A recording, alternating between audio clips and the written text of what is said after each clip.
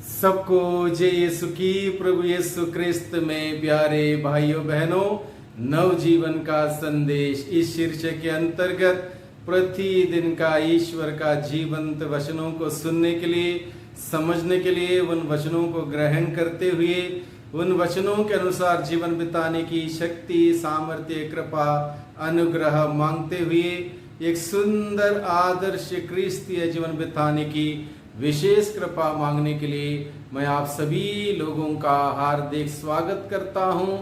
आज जून की 12 तारीख है, बृहस्पतिवार का दिन है और आज के दिन में मनन चिंतन करने के लिए हम सबों को विषय दिया है संत मती के द्वारा रचित सुसमाचार अध्याय 5 पद संख्या 20 से 26 का प्रसंग है।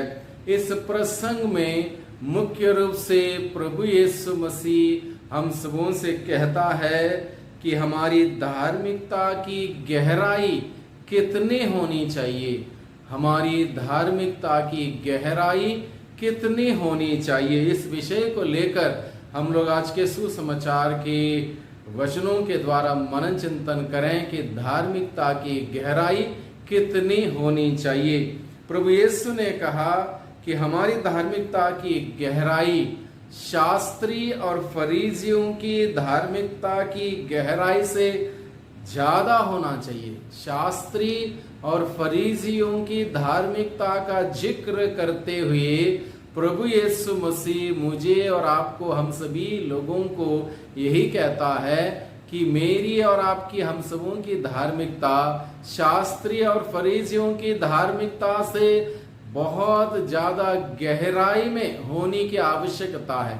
तो सबसे पहले हमें इस बात को जानना होगा, शास्त्री फरीसियों की धार्मिकता की गहराई कितनी थी, किस प्रकार की गहराई में, किस प्रकार की धार्मिकता की गहराई में वो जीते थे।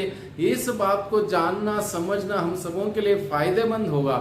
शास्त्री फरीसी लोग उस जमाने के सारे धार्मिक क्रियाकलापों को जानने वाले, मानने वाले लोग माने जाते थे। वो प्रतिदिन नियम के अनुसार प्रार्थना किया करते थे, उपवास किया करते थे, दशवांश दिया करते थे और इस प्रकार से 617 नियम, धार्मिक क्रियाकलाप, धार्मिक नियम का पालन किया करते थे। इसलिए वो अपने आप को इस बात को समझाते थे और समझते थे कि उनसे बेहतर धार्मिक लोग कोई भी नहीं है। ये बात की धारणा उनके अंदर थी। इसलिए प्रभु यीशु ने शास्त्री फरीसियों की धार्मिकता का जिक्र करते हुए मुझे और आपको, हम सबों से यही कहा है, हमारी धार्मिकता शास्त्री और फरीसियों की धार्मिकता से गहराई में नहीं जाएगी तो हम लोग स्वर्ग राज्य में प्रवेश नहीं कर पाएंगे। स्वर्ग राज्य में प्रवेश करने वाली धार्मिकता प्रभु चाहते हैं। स्वर्ग राज्य में प्रवेश करने वाली धार्मिकता शास्त्री फरीसियों की धार्मिकता नहीं। शास्त्री फरीसियों की धार्मिकता दिखावे की धार्मिकता थी। शास्त्री फरीसियों की धार्मिकता आडंबर की धार्मिकता थी।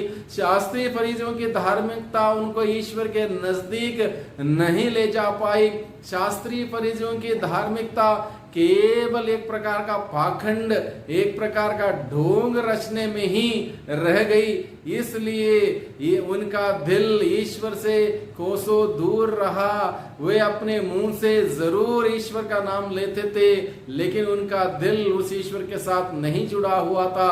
इसलिए प्रभु यीशु मसीह शास्त्री फरीसियों की धार्मिकता का जिक्र करते हुए हम सबों को सचेत करते हैं, सावधान करते हैं और कहते हैं, अगर हम भी हमारी धार्मिकता शास्त्री फरीसियों की भांति करेंगे, रोजाना प्रार्थना करेंगे, बाइबल पढ़ेंगे, माला विनती करेंगे, मिस्सा में जाएंगे और नवीना करेंगे, वो करेंगे, ये करेंगे, उसके बाद शास्त्री फरीसियों की भांति दूसरों पर उंगली उठाएंगे, दूसरों की कमियां ढूंढेंगे, हर प्रकार की नफरत, ईर्ष्या, जलन की बातें अपने दिल में रखेंगे और असलियत में हम है कुछ और दिखाते हैं और कुछ ऐसा जीवन व्यतीत करेंगे तो निश्चित रूप से हम भी स्वर्ग राज्य से वंचित रहेंगे।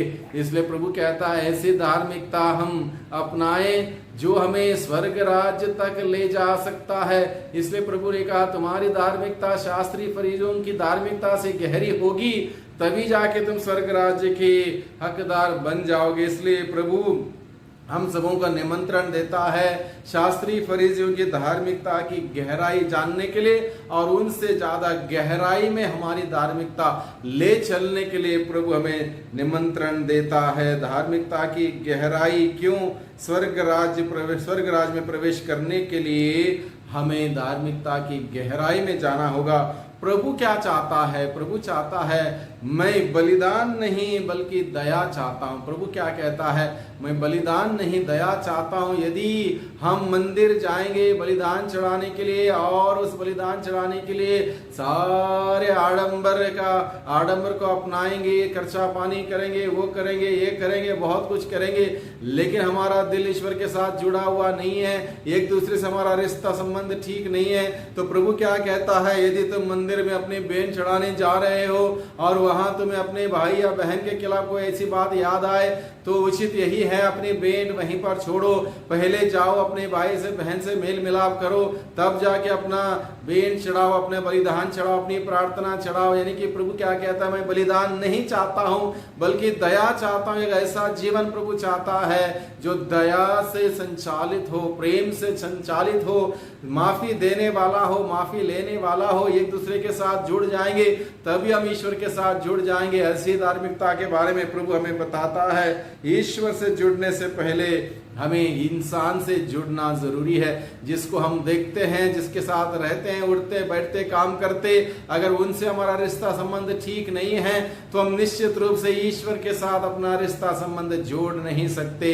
इसलिए प्रभु हम सबों को निमंत्रण देता है एक ऐसी धार्मिकता के बारे में जो धार्मिकता हमें ना केवल एक दूसरे के साथ जोड़े रखे बल्कि वो धार्मिकता हम सबों को ईश्वर के साथ हमारा गहरा रिश्ता संबंध जोड़े रखने में मददगार हम सबों के लिए हो। ऐसी धार्मिकता के बारे में प्रभु हमें बताते हैं। इसलिए प्रभु कहता है, भाई तुम लोगों से कहता हूं यदि तुम्हारी धार्मिकता शास्त्री और फरीसियों की धार्मिकता से गहरी नहीं हुई तो तुम स्वर्ग राज्य में प्रवेश नहीं करोगे। तुम लोगों ने सुना है कि पूर्वजों से कहा गया है हत्या मत करो, यदि कोई हत्या करे तो वह कचहरी में दंड के योग्य ठहराया जाएगा।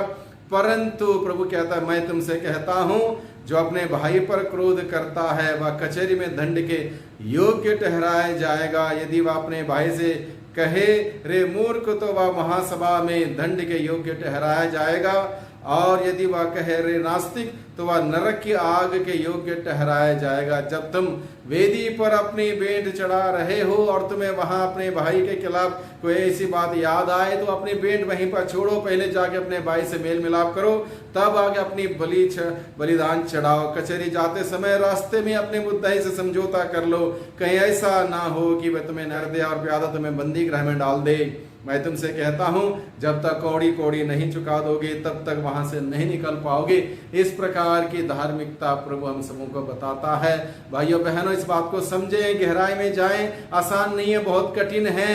प्रभु की शिक्षा का पालन करना, उसके अनुसार चलना बहुत ही चुनौती भरा है। प्रभु से ताकत मांगे, शक्ति मांगे, बल मांगे, हिम्मत साहस मांगे, ताकि प्रभु के वचन के अनुसार जीवन बिताते हुए ऐसी धार्मिकता का जीवन बिताएं जिससे कि हम सभी इस धरती के जीवन की समाप्ति के बाद स्वर्ग राज्य के हकदार बने, स्वर्ग राज्य का सुख पाए। इसलिए प्रभु से हम प्रार्थना करें, सुंदर जीवन बिताएं, आदर्श क्रिस्तीय जीवन बिताएं। प्रभु की आशीष कृपा हम सबों को मिलते रहे। सबको धन्यवाद, सबको जय यीशु की।